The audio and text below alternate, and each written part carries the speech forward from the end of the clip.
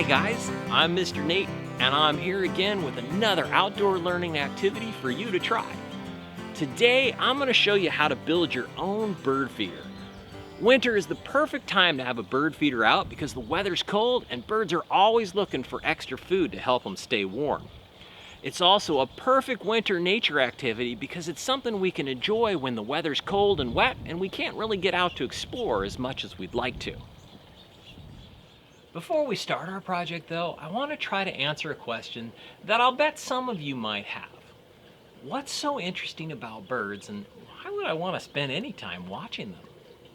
Well, it's a fair question because for a lot of kids, watching birds probably seems way less interesting than playing a video game or watching your favorite show on TV. But what I've learned is that when you really start to watch them carefully, birds are much more interesting than you might think. Birds are one of the few things in nature that you can find pretty much everywhere, especially in places with lots of people, like cities and towns and neighborhoods. Most creatures in the natural world try to avoid us big noisy humans and only come out at times when we're not around. So we don't often get to see them in our everyday lives. But there are a lot of birds that are pretty darn good at living with and around humans. In fact, we see birds so often that we tend to ignore them. And they move pretty quickly, so we don't always get a chance to look at them closely. But if you take time to really look at them, you can see some amazing stuff. Even after watching birds for more than 30 years, I'm still fascinated by their colors and their patterns. I'm always amazed at how some birds can have such bright, vibrant colors on them. I mean, how does a bird keep its colors so bright and clean all the time? And birds are a lot like people in some ways. They don't always get along with each other. If you pay attention, you can see that some birds like to have a lot more space around them and don't like being in a crowd. Others don't mind being all bunched together. But birds will get into squabbles if too many of them are trying to fit into the same spot. It can be kind of fun to watch.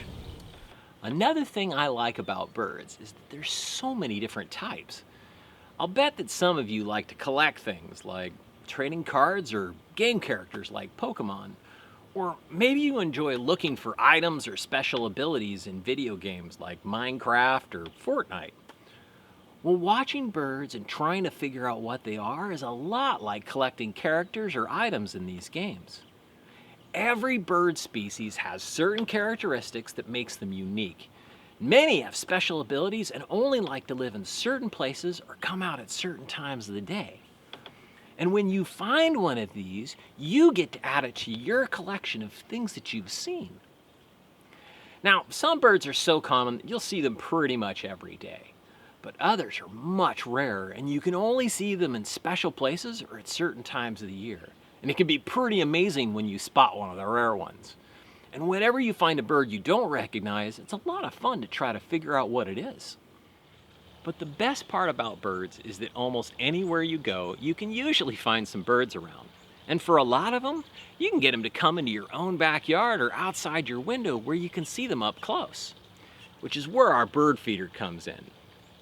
Now, you can always buy a bird feeder at the store, but I thought it would be fun to build one out of some basic items that are really inexpensive or maybe you can even find for free. Now, when it's done, our basic bird feeder is going to look something like this.